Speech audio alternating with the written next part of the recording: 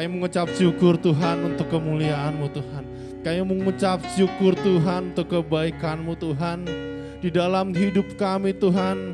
Kalau pada hari ini Tuhan, kami boleh ada bersama-sama di tempat ini Tuhan, di gereja ini, di Hope Church Tuhan. Kami percaya semua bukan karena kuat gagah kami Tuhan, tapi kami percaya Tuhan, semua karena Engkau Tuhan Yesus. Karena Engkau yang begitu mengasihi kami Tuhan Yesus. Oleh karena itu biarlah pagi hari ini Tuhan Yesus, kami mau datang di hadapan-Mu Tuhan dengan penuh ucapan syukur. Kami mau menaikkan pujian kami, kami mau menaikkan penyembahan kami Tuhan. Hanya untuk Engkau Raja kami yang agung, hanya untuk Engkau Bapa kami yang baik Tuhan Yesus. Terima kasih Bapa, terima kasih Tuhan. Berkati seluruh ibadah kami Tuhan dari awal hingga pertengahan sampai pada akhirnya. Pimpin setiap kami. Kami percaya Tuhan Yesus, Kau sudah ada di tengah-tengah kami saat ini Tuhan. Kami percaya Tuhan, kuasa Roh Kudus-Mu sudah ada di tempat ini, memenuhi setiap kami, mengurapi setiap kami, melawat setiap kami Tuhan Yesus. Terima kasih Bapa, terima kasih Tuhan Yesus. Kami serahkan seluruh rangkaian ibadah kami ke dalam tangan-Mu Bapa. Biarlah Engkau yang memimpin ibadah kami Tuhan Yesus. Terima kasih Tuhan, terima kasih Yesus Tuhan. Kami serahkan seluruh doa kami hanya ke dalam tangan-Mu Bapa. Dan kami sudah berdoa dan mengucap syukur. Mari semuanya brothers and sisters, mari sama-sama katakan amin, haleluya. Mari kita mau siapkan penyembahan kita yang terbaik buat Tuhan. Karena Dialah gunung batu setiap kita, Dialah penghibur kita. Mari katakan sama-sama, my Jesus, my Savior. Haleluya Yesus Tuhan.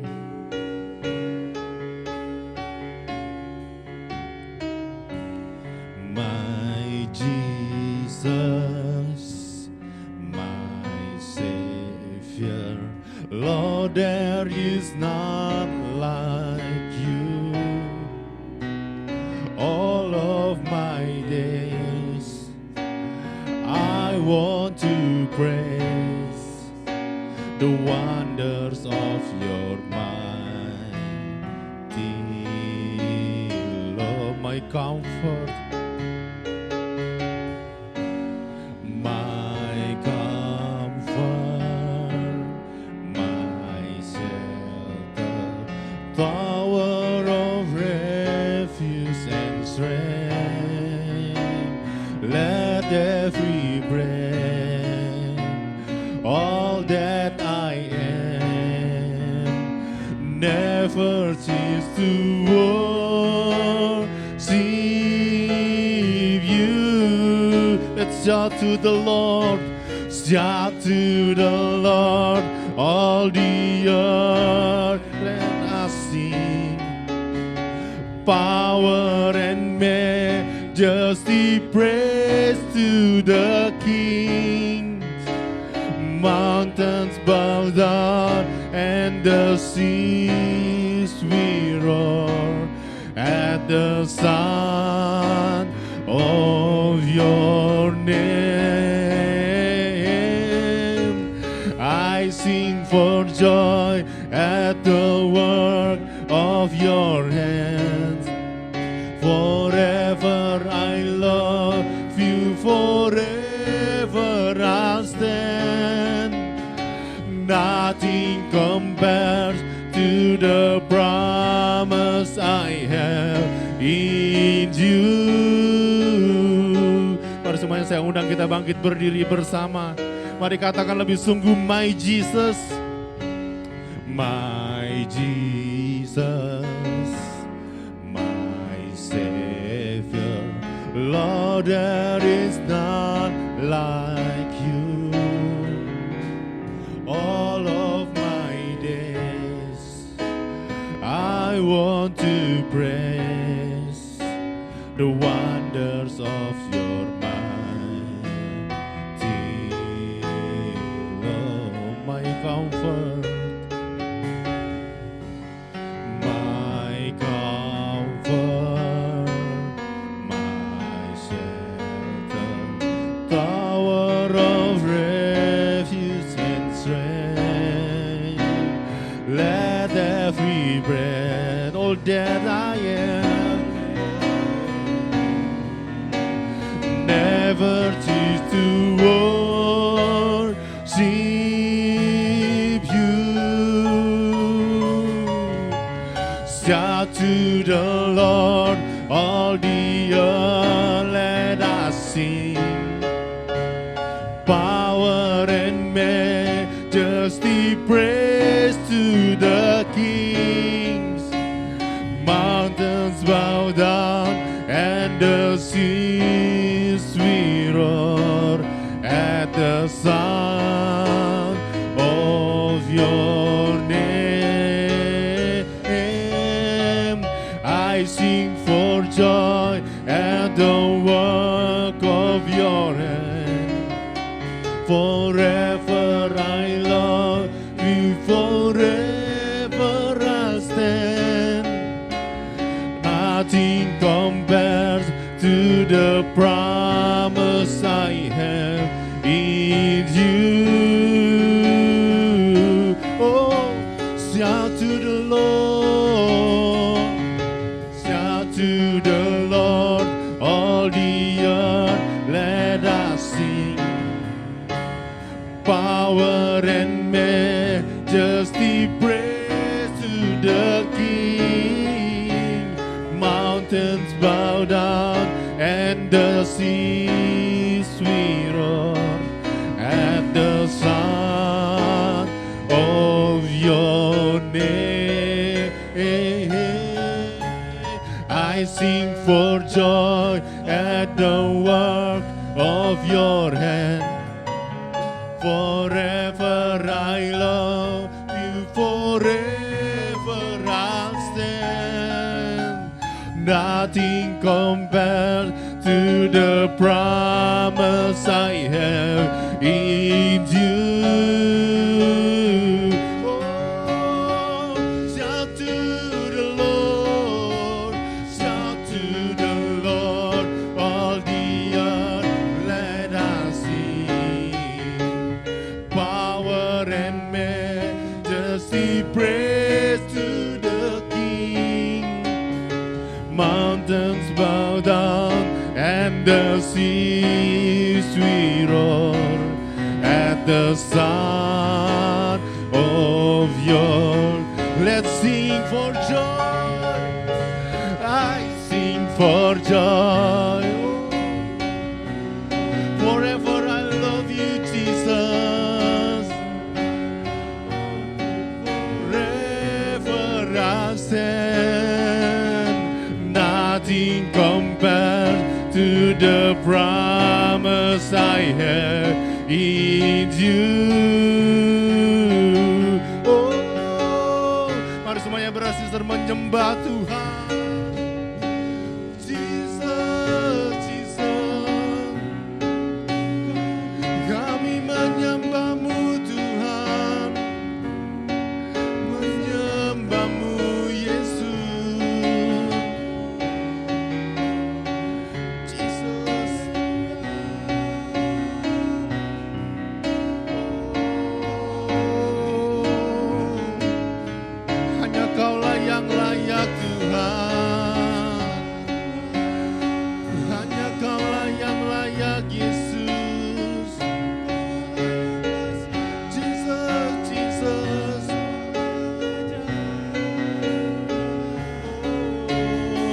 Biar pagi hari Tuhan, kami mau lebih sungguh lagi menyembah Engkau Yesus.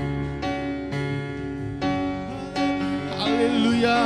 Mari katakan shout to the Lord, shout to the Lord, shout to the Lord, all the earth, let I sing. Power and majesty, praise to the King. Mountains bow down and the seas we roar at the sound of your name. I sing for joy at the work of your hand. Forever I love you, forever I'll stand. Nothing compared to the promise I have in you. Mari lebih sungguh katakan semua. Shout to the Lord. Shout to the Lord, all the earth, let I see power and majesty. Power and majesty, praise to the mountains bow down and the seas we roar at the sound of your name. I sing for joy at the work of your hand. Forever I love you, forever I stand. Nothing compares to the promise I have in you. Oh, shout to the Lord. Shout to the Lord, all the earth, let us sing. Power and majesty, praise to the King. Mountains bow down and the seas we roar at the sound of your name.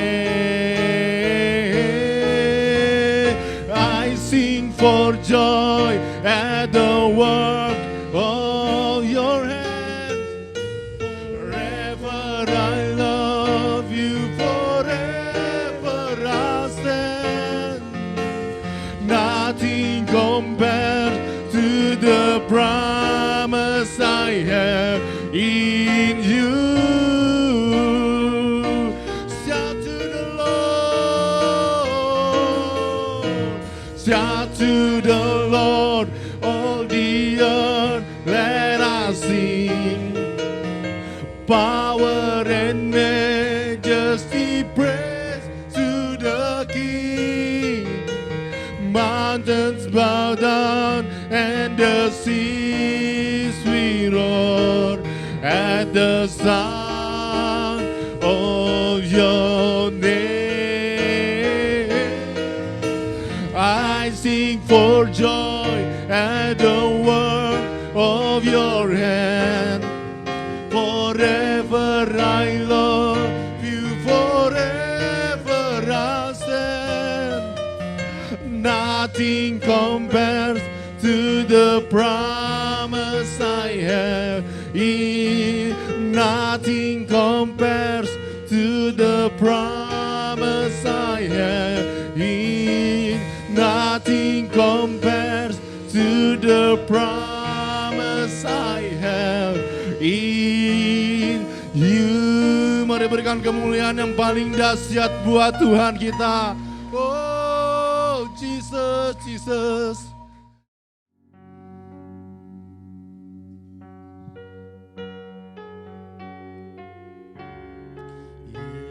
Yesus, padamu ku berseru, Kaulah penyelamatku. Terpujilah Kau Tuhanku, mulut ku memuji namamu sepanjang umur hidupku. Terpujilah Kau Tuhanku di atas segalanya. Oh, katakan Yesus, Yesus. kepada hambanya. Kaulah penyelamatku, terpujilah kasih. Haleluya. Ku memuji namamu sepanjang umur hidupku. Terpujilah kau Tuhanku di atas segala. Sekali lagi naikkan refnya, katakan, panggil namanya Yesus, Yesus. Yesus, padamu ku berseru. Amin. Kaulah penyelamat. Oh Yesus, Kau Tuhanku. Ku memuji Amin. Kami namamu memuji sepanjang namamu Tuhan. hidupku. Terpujilah kau Tuhanku di atas segalanya. Terpujilah kau Tuhanku. Terpujilah kau Tuhanku di atas segalanya. Sekali lagi, terpujilah Engkau. Terpujilah kau Tuhanku di atas segalanya. Kita berikan tepuk tangan yang meriah bagi Tuhan. Katakan haleluya. Haleluya. Lebih meriah lagi, berikan tepuk tangan bagi Tuhan. Haleluya, haleluya. Terima kasih Bapa, terima kasih Tuhan, Engkau sungguh baik Tuhan. Sehingga kami memberikan pujian dan penyembahan kami kepada Tuhan. Kami percaya Engkau ada di tengah-tengah kami Tuhan. Memimpin kami, menyertai kami Tuhan sepanjang umur hidup kami Tuhan. Karena tanpa-Mu Tuhan kami tidak tahu arah tujuan kami. Karena tanpa-Mu kegagalan ada di depan kami Tuhan. Karena tanpa penyertaan Tuhan kami tidak tahu harus melangkah bagaimana. Tapi kami bersyukur Tuhan tidak pernah meninggalkan kami. Immanuel, Tuhan yang menyertai kami senantiasa. Terima kasih Tuhan, dan hari ini Tuhan yang sama adalah Tuhan yang kami puji dan kami sembah di tempat ini. Engkau ada di tengah-tengah kami, akan memberkati kami semuanya Tuhan, sehingga semua umat-Mu akan pulang dengan sukacita, pulang dengan diberkati, pulang dengan diubahkan, dan mereka menjadi orang-orang yang diberkati berlimpah-limpah Tuhan. Terima kasih Bapa. Sebentar kami akan persiapkan hati kami untuk mendengarkan kebenaran firman-Mu. Berbicaralah Engkau kepada setiap kami Tuhan. Dan pakai hamba-Mu yang sederhana ini untuk menjadi saluran berkat Tuhan. Menyampaikan isi hati Tuhan. Biar isi hati Tuhan saja yang kami dengar. Dan sepanjang penyampaian kebenaran firman-Mu, Roh-Mu melawat dan menjamah hati kami semuanya. Dalam nama Tuhan Yesus kami berdoa dan siap mendengarkan firman-Mu. Sama-sama katakan. Berikan tepuk tangan yang meriah bagi Tuhan. Silakan duduk, silakan duduk. Oke, saya izin buka masker dulu ya. Baik, shalom bagi kita semuanya. Shalom, sekali lagi shalom. Apa kabar semuanya? Dahsyat, luar biasa. Ada yang bilang biasa aja Pak. Bulan tua Pak. Oke, semua saya berharap semua dalam keadaan sehat, amin. Oke, ada satu kebenaran firman Tuhan yang akan saya sampaikan pada hari ini, yaitu encounter. Ini berbicara tentang perjumpaan atau pertemuan. Encounter ini berbicara tentang bagaimana saya dan Bapak Ibu semuanya, teman-teman semuanya bisa bertemu dengan Tuhan kita. Nah, berbicara tentang pertemuan dan perjumpaan, saya mendefinisikan ada 4 hal yang penting. Ada 4 hal yang penting. Yang pertama adalah yang namanya pertemuan atau perjumpaan itu ada 2 belah pihak yang bertemu. Jadi bukan hanya sendiri seperti Anda sedang ngaca. Wah, udah rapi belum ya? Saya ke gereja hari ini udah cakep enggak ya? Bukan seperti itu. Itu namanya single sendiri saja. Tapi ini ada 2 pertemuan antara 2 pribadi. Lalu yang berikutnya adalah ada interaksi. antara dua orang tersebut. Kalau kita sedang ngopi dengan teman kita ajak janjian. Misalnya saya bilang, Pak David, yuk kita ngopi yuk di Starbucks. Oke Pak, siap. Begitu kita ketemuan dengan Pak David, di Starbucks saya duduk. Pak David juga duduk, udah diem aja. Sampai kopi yang tadinya panas, dingin, udah diteguh habis, nggak ada ngomong apa-apa. Nah itu bukan pertemuan. Itu namanya sedang silent. Silent apa namanya itu ya? Diem-dieman aja berdua. Kopinya habis, orang Starbucksnya bilang, ngapain berdua di sini gitu ya. Nggak ada ngomong apa-apa, nggak ada interaksinya. Lalu definisi yang ketiga supaya kita memahami terlebih dahulu apa yang disebut dengan pertemuan atau encounter itu adalah menghasilkan sesuatu yang baik. Orang kalau mau bertemu dengan temennya nggak mau gontok-gontokan. Misalnya saya janjian dengan seseorang nih, ya kan supaya tawuran. Itu bukan namanya pertemuan. Itu kecelakaan, bahaya. Ya, kita mau menghasilkan sesuatu yang baik. Kalau misalnya meeting dalam sebuah perusahaan, maka diusahakan supaya apa yang kita ajukan itu di-approve sehingga jadi kerjasama, menghasilkan sesuatu yang baik gitu loh. Lalu yang keempat dalam pertemuan itu adalah menjalin chemistry atau hubungan. Saya begitu dibilang Pak Nathan, Pastor Nathan bilang, Pak bro tolong dong, ini apa, Oktober ya? Oktober akhir melayani di GB Hope. Wah, saya kayaknya menggebu-gebu gitu karena ada hubungan chemistry-nya dengan GB Hope, katakan amin. Ya kan saya rindu ketemu dengan Bapak Ibu, lihat wajah-wajahnya, wah seger-seger semuanya, lihat senyumnya. Pak dari mana lihat senyumnya Pak? Pakai masker. Gak kelihatan gitu. Lihat pokoknya semua orang-orang yang setia, katakan amin. Iya kan? Itu yang saya bilang pertemuan ini membuat suatu bergairah bagi saya. Nggak tahu kayak Bapak Ibu, jangan sampai Bapak Ibu datang, ya Pak Matius nggak bergairah, jangan dong ya kan. Ya kan, bisa tadi kalau Bapak Ibu bilang begitu, teman-teman bilang begitu, saya datang pakai mobil bisa pulang jalan kaki nih kayak ke Ciawi. Ya kan? Sampai nanti nggak bergairah, bilang ke Pastor Nathan, Pak Matius lagi, aduh bahaya.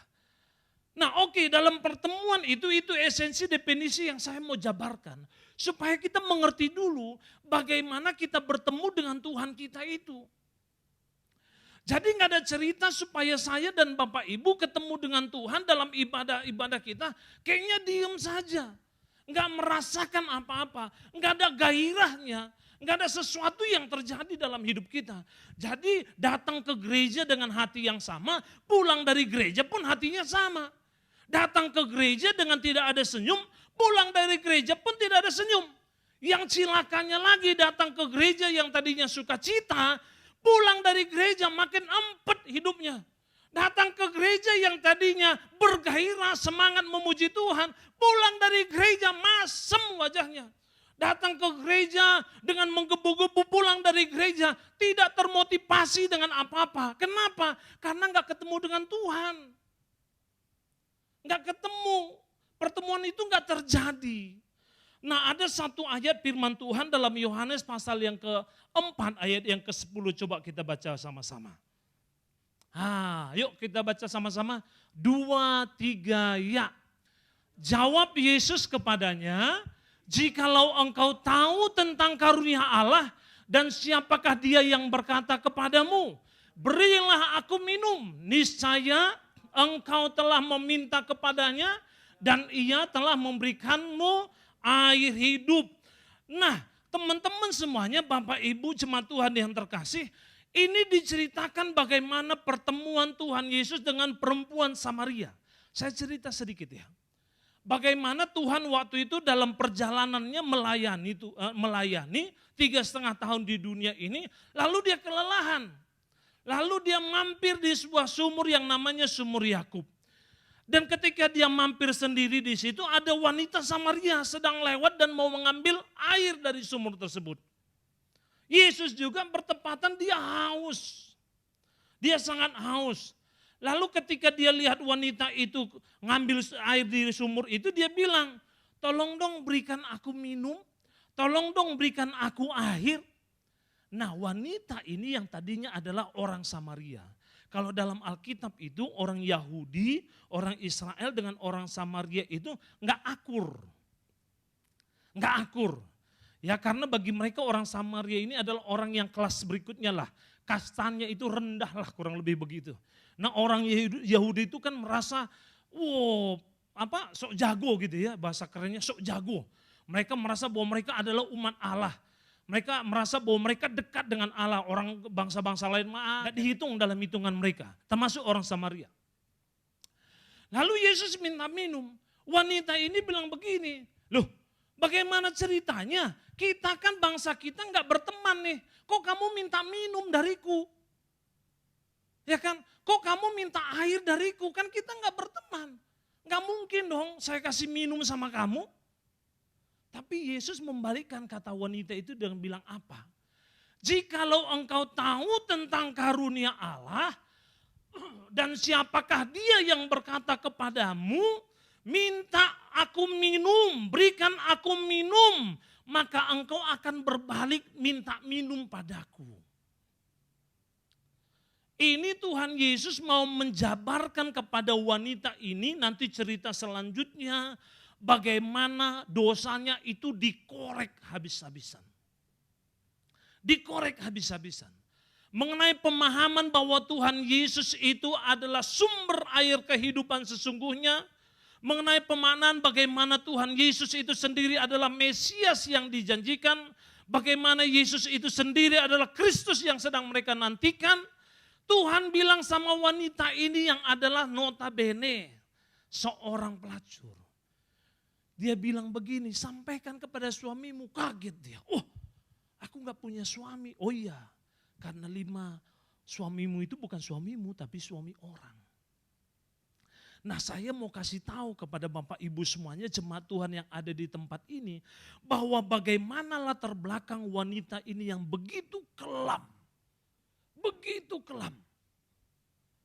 Kalau di Indonesia itu yang terkenalnya kan poligami. Betul ya, suaminya punya beberapa istri. Kalau ini istrinya yang punya banyak suami, kacau kan. Ini luar biasa dosanya, dikorek secara luar biasa. Dikorek sama Tuhan. Yang tadinya orang lain tidak tahu, dia menutup diri. Yang tadinya dosanya disimpan rapat-rapat, tapi Tuhan tahu. Guys dengarkan, apa yang kau simpan Tuhan tahu. Mau simpan sedetail-detailnya, serapat-rapatnya Tuhan tahu. Kadangkala anak-anak muda ini mantep banget loh, nyimpen rahasia. Kenapa saya bilang demikian? Ya dengarkan ya, saya ini kan punya yayasan, mengasuh anak-anak itu kurang lebih sudah 16 tahun. Jadi kayak anda ini udah biasa banget gitu ya. Jadi begitu misalnya, Pak mau berangkat sekolah, oke. Biasanya pulang jam 2, dia bilang kan, Pak kali ini aku pulang jam 4, kenapa? Ada kerja kelompok, asik gitu ya. Ada kerja kelompok, oke deh. Terus setelah itu cuma nanti perjalanan agak macet ya Pak pulangnya. Loh, jadi sampai rumah jam berapa? Kurang lebih jam 5 lah Pak gitu. Oke deh, boleh. Lalu ke daerah saya kan agak macet ya, agak macet daerah Ciawi itu ya. Biasanya kontraplo dengan puncak apa semuanya. Tiba-tiba dia nyampe jam 7. Alasannya klasik banget gitu loh. Ya kan Pak, tadi karena macet banget saya akhirnya turun dari angkot jalan kaki. Wis. Begitu besoknya saya suruh staf saya cross check ke sekolahnya. Sekolahnya bilang malah pulang cepet gitu loh. Pulang cepet. Ya kan, loh terus ini anak kemana? Ya kan kemana? Itu bisa sedemikian rapet ditutup. Ujung-ujungnya dia kelayapan ke mall misalnya. Ya kan, waduh lu ngapain ke mall? Dia bilang, Pak saya kan di daerah dari timur Pak, nggak pernah kenal mall Pak. Sampai ke sini pingin dong Pak ngelihat mall. Oh ya udah jalan-jalan gitu ya. Anak muda itu seperti itu. Kadang-kala sama orang tua sendiri kayaknya nggak bisa gitu. Tapi saya mau balikkan dengar ya guys ya. Saya kira ini posisinya orang tua. Nah ini kan sedikit ya orang tua sini. Karena sekarang saya buka coba. Saya kalau sebagai orang tua kadang juga ngelihat anak-anak muda sekarang empet. Tahu empet enggak? Empet kayaknya gitu. Kenapa? Karena datang ke orang tua itu hanya satu. Pak, izin kuota dong. Iya. Kalau enggak izin kuota, Pak minta duit jajan dong. Aduh enggak ada yang lain lagi gitu loh. Jadi saya biasakan anak-anak saya itu bilang begini, saya hobinya ngopi. Saya bilang setiap pagi tolong siapin yang cewek-cewek siapin kopi. Sip, mereka siapin kopi. Ya kan? Lalu saya bilang anak-anak yang cowok saya minta semuanya rumah wajib bersih, jadi giliran. Setiap saya datang wajib bersih, kantor juga wajib bersih. Oke, sip.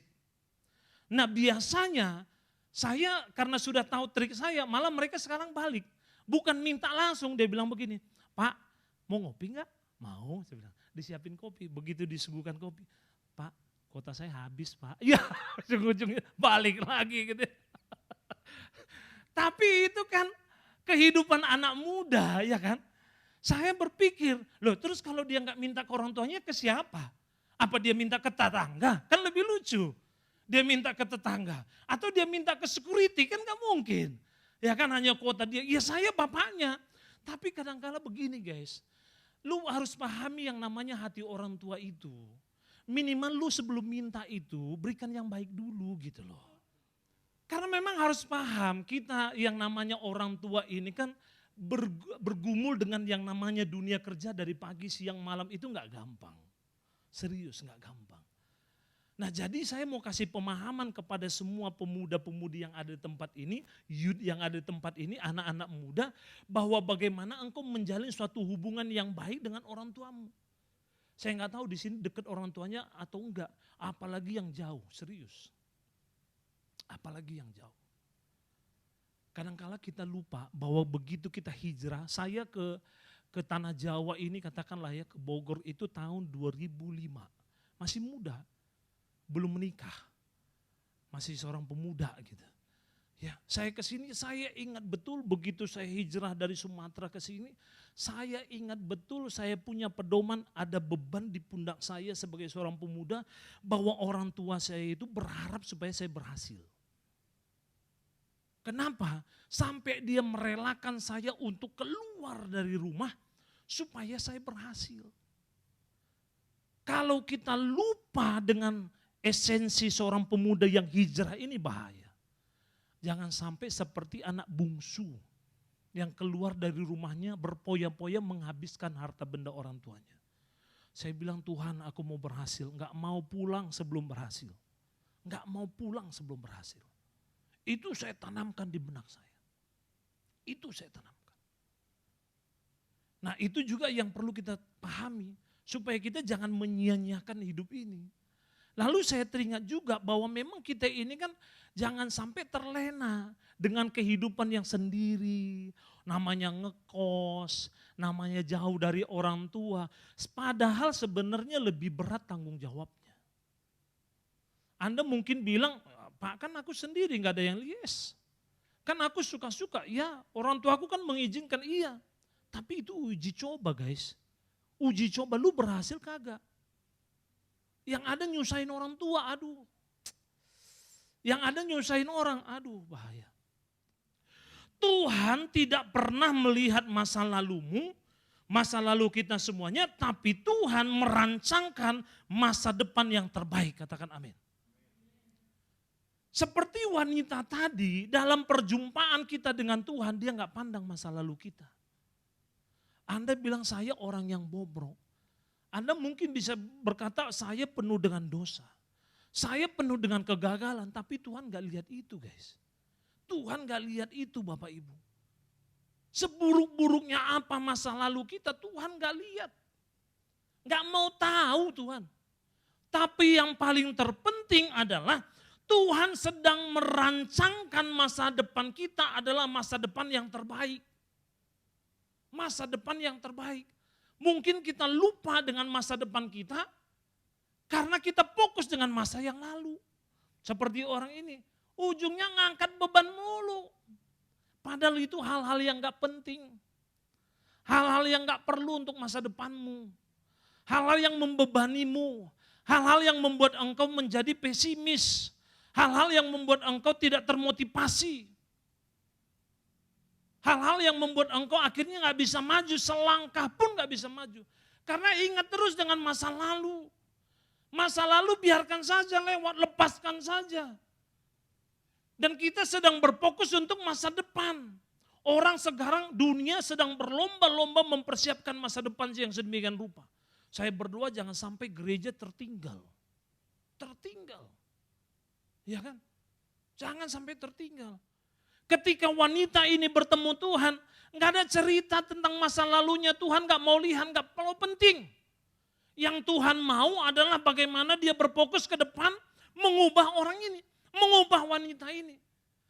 Dari berikutnya nanti pada pasal yang keempat itu, Anda semuanya bisa baca, Bapak Ibu semuanya bisa baca, bagaimana wanita ini diubahkan menjadi seorang penginjil yang luar biasa. Satu kota dia selamatkan. Dan saya berdoa, saya percaya ketika kita bertemu dengan Tuhan, maka Tuhan yang tidak melihat masa lalu kita, tapi dia bisa merancangkan masa depan kita yang baik, maka kita semuanya ketika bertemu dengan Tuhan, maka punya insting dan punya motivasi untuk hidup lebih baik lagi. Karena Alkitab mencatat bahwa kita ini bukan menjadi ekor, tapi menjadi kepala. Alkitab mencatat bahwa kita ini bukan seorang pengikut, tapi kita seorang pemimpin. Alkitab mencatat bahwa kita semua adalah orang-orang yang lebih daripada pemenang. Katakan amin.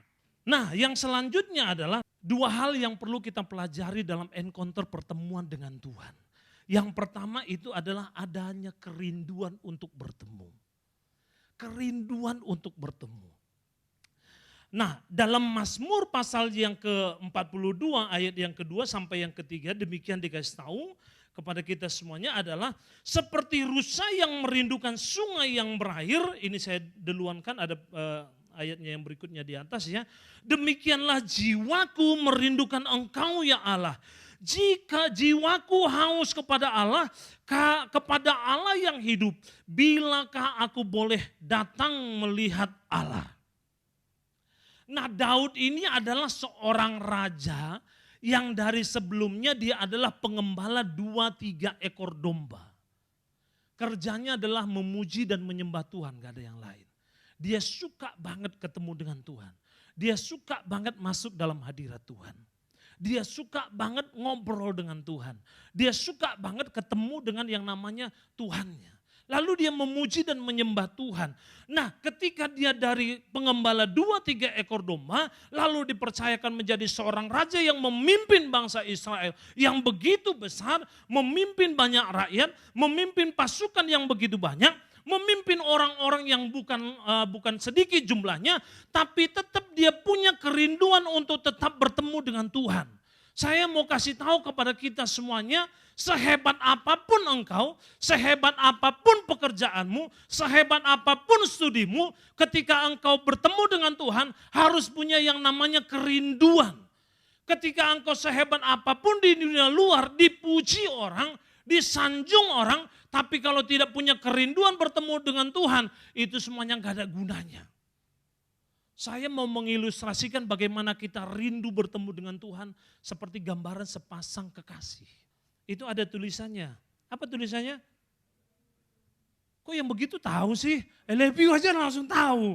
Kalau namanya sepasang yang sedang pacaran, ya, yang sedang pacaran, itu kata-kata ini sangat penting. Kalau enggak ada kata ini maka tidak ada yang jalinan hubungan asmaranya. Belum sah gitu loh. Ya kan? Kalau anak-anak muda sekarang kalau belum ditembak katanya dengan kata I love you, itu masih main-main lah. Masih main-main gitu ya. Tapi kalau sudah dibilang I love you, maka itu chat via WA maupun via apalagi pokoknya media sosial yang lainnya itu enggak cukup. Harus berlanjut yang namanya teleponan. Setelah teleponan itu pun kayaknya belum cukup rasanya. Rindu itu terlepaskan. Harus dengan video call. Setelah melihat video call di mana pacarmu, di mana kita, dia lihat kita, itu pun kayaknya belum cukup kalau belum ketemuan. Kalau sudah ketemuan, kalau waktunya hanya 5-10 menit garing, belum cukup. Harus berjam-jam. Kalau kita sedang jalan dengan pacar kita, misalnya lagi makan di restoran, restorannya pun sudah mulai tutup, kayaknya belum cukup juga. Sampai benar-benar close itu mall, baru kita mau keluar.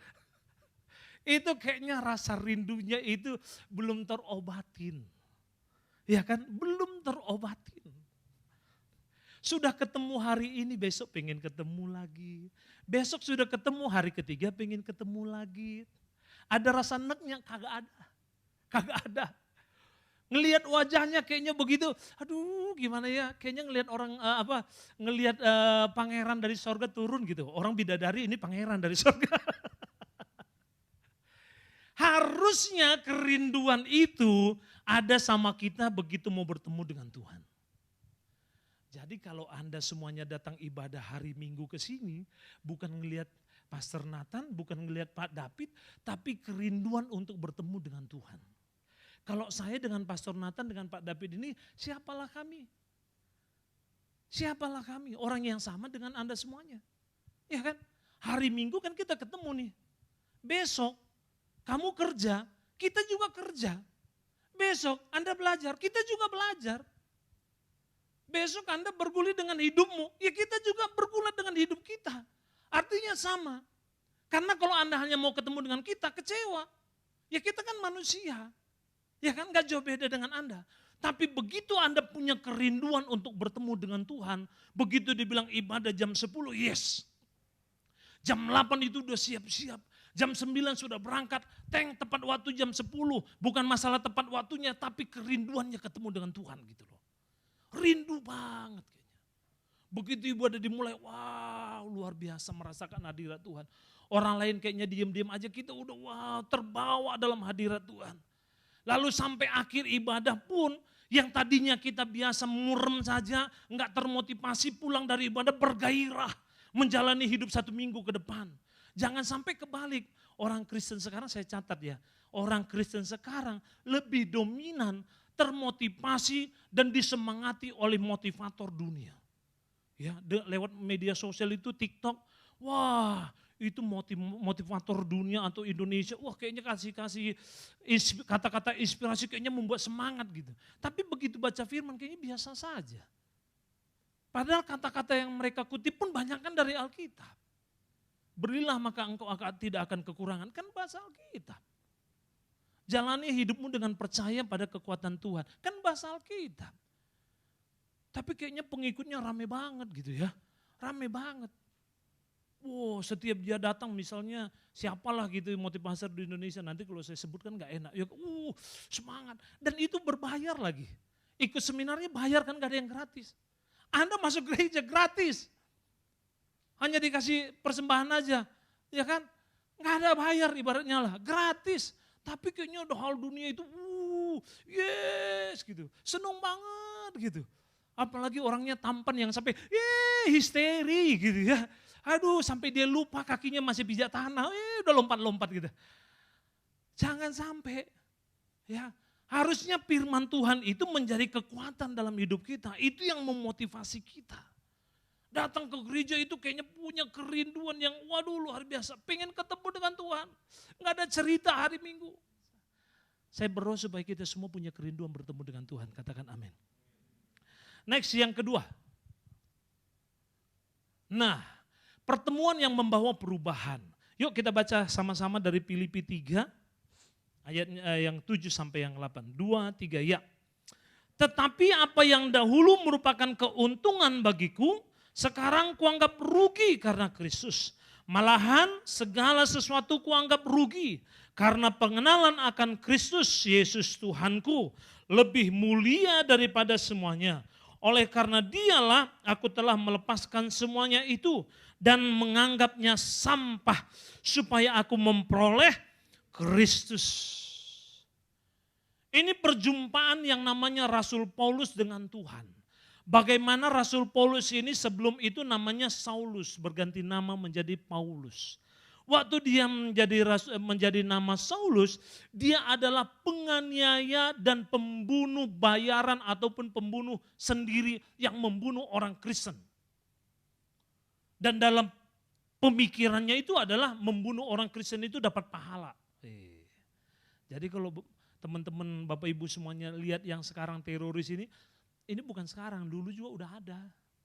Jadi kalau Saulus ini kalau namanya membunuh orang Yahudi, orang Kristen yang pengikut Kristus itu, wah udahlah dapat pahala, surganya dekat katanya. Ya kan? Begitu dia sedang perjalanan ke Damsyik, lalu dia ketemu dengan Tuhan. Singkat cerita, matanya dibutakan. Lalu Tuhan bertemu dengan dia dan berkata, ini aku kata Tuhan. Lewat obrolan itu, lewat pertemuan itu, hidupnya Saulus yang tadinya orang yang pembunuh, yang tadinya orang yang militan untuk menghanguskan kekristenan, diubah oleh Tuhan menjadi seorang misionaris yang militan. Menjadi seorang penginjil yang membawa jiwa banyak kepada Tuhan. Lalu apa yang mau kita kasih pelajaran daripada kebenaran firman Tuhan ini dari kisahnya Rasul Paulus, bahwa ketika kita bertemu dengan Tuhan harusnya ada perubahan dalam hidup kita. Harus ada perubahan. Apa yang berubah? Next slide. Apa yang berubah? Yang berubah itu adalah semuanya. Semuanya hidup kita. Semuanya. Gak ada yang ceritanya.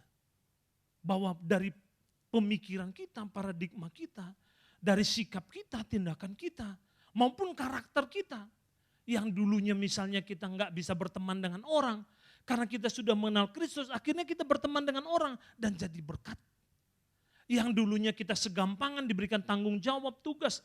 Tapi karena kita mengenal Kristus, kita sudah bertemu dengan Tuhan, kita diubahkan menjadi orang yang bertanggung jawab. Sehingga dosenmu nggak teriak-teriak di kampusmu. Berkata, nama ini. Bulan depan nama ini lagi yang belum kerjain tugas. Selanjutnya nama ini terus. Nggak sampai.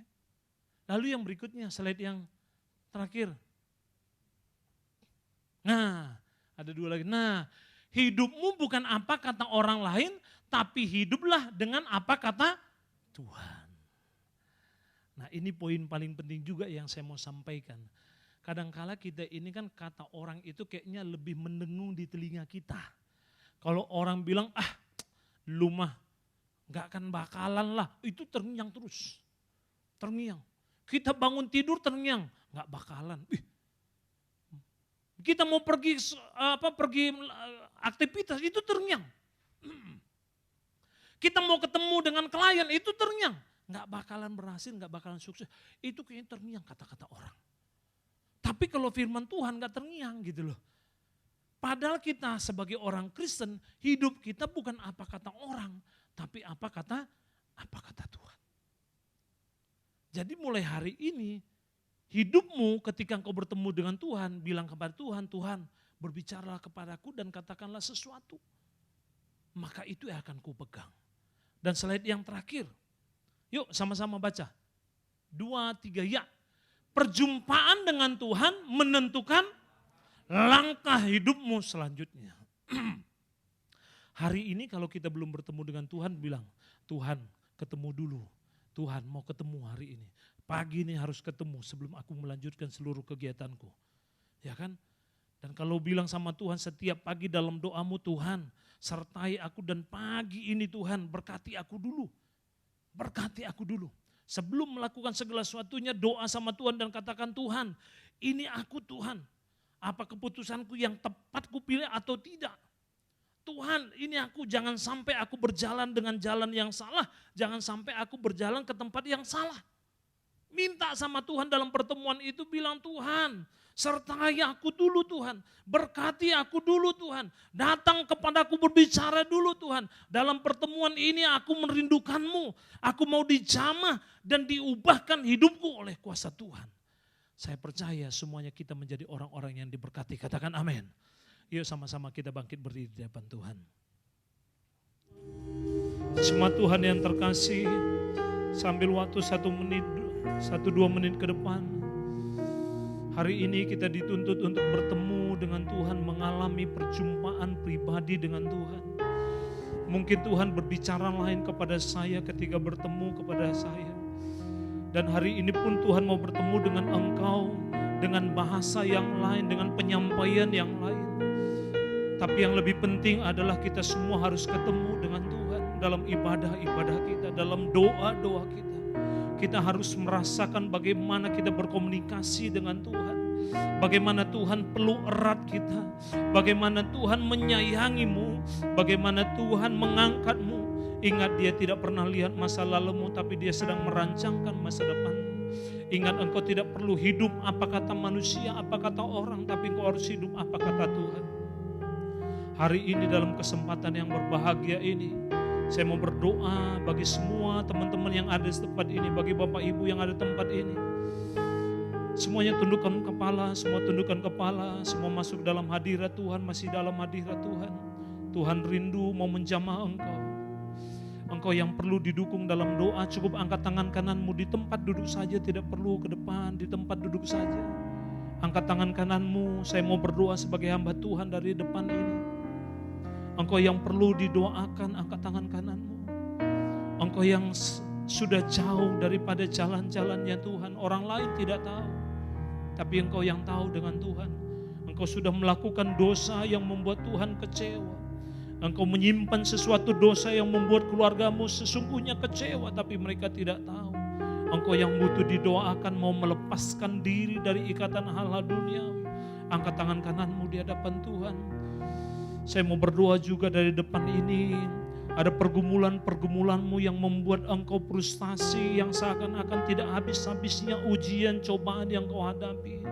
Angkat tangan kananmu, saya mau berdoa juga. Dan yang terakhir, adakah engkau yang sedang berputus asa? Berputus asa dengan hidupmu, berputus asa dengan keluargamu yang tidak mendukungmu. Berputus asa, merasa engkau sendiri, tidak ada teman, tidak ada sahabat. Angkat tangan kananmu di hadapan Tuhan. Bapa, aku berdoa untuk sahabat-sahabatku ini semuanya. Untuk semua jemaatmu yang ada di tempat ini Tuhan. Oh realalamus Tuhan, berkati mereka semuanya Tuhan. Mereka yang mengangkat tangan Tuhan, butuh pertolongan Tuhan. Butuh jamahan Tuhan. Hari ini jangan lewati mereka Tuhan. Hari ini hampiri mereka Tuhan. Hari ini jamah hati mereka Tuhan. Bagi mereka yang sedang berputus asa, Tuhan berikan pengharapan dalam nama Tuhan Yesus. Bagi mereka yang merasa sendiri, hari ini ada Tuhan menjadi sahabat mereka. Bagi mereka yang sudah tidak ada jalan keluar lagi, hari ini Tuhan berikan jalan keluar yang terbaik. Aku berdoa bagi mereka yang sedang mengangkat tangan Tuhan. Bagi mereka yang dalam pergumulan yang selama ini sepertinya tidak ada jawaban atas doa-doa mereka. Hari ini Tuhan jawab doamu, hari ini pulang dengan jawaban doa daripada Tuhan. Mereka yang selama ini sudah jauh daripada Tuhan, ada dosa-dosa yang tersembunyi yang mereka simpan, ada dosa-dosa yang tersembunyi yang selama ini tidak diketahui orang. Hari ini mereka ungkapkan kepada Tuhan dalam perjumpaan mereka kepada Tuhan di tempat ini. Ampuni mereka Tuhan, ampuni mereka, ampuni mereka, ampuni. Aku berdoa untuk mereka semuanya, Tuhan lawat semuanya, Tuhan lawat, Tuhan lawat.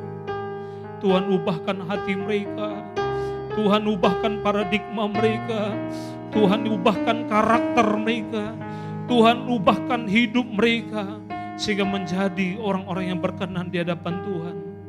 Terima kasih Tuhan, terima kasih. Turunkan tanganmu di hadapan Tuhan. Bapa, aku berdoa juga untuk tempat ini. Tuhan memberkati GB Hopset ini Tuhan. Tuhan memberkati tempat ini.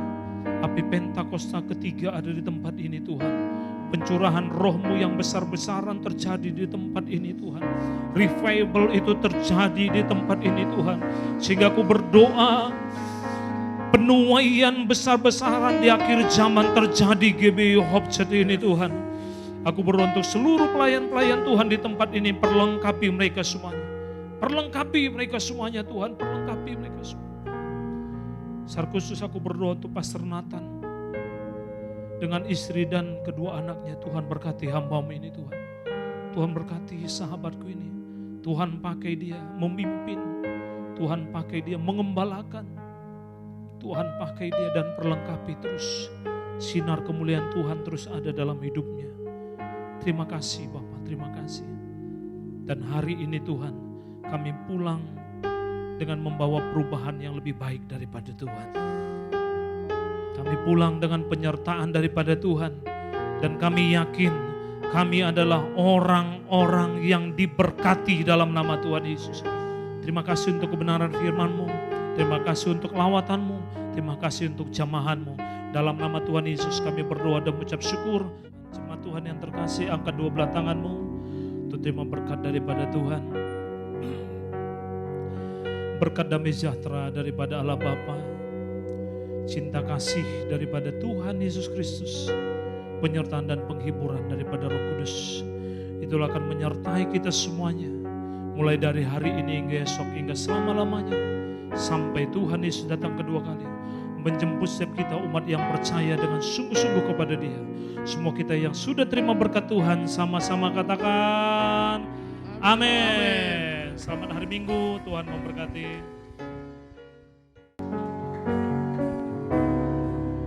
Ku bersyukur Bapa, ku bersyukur Tuhan, buat kasih setiamu di dalam hidupku. Ku bersyukur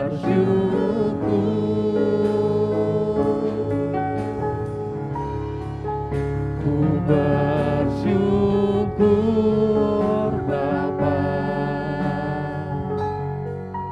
ku bersyukur Tuhan, buat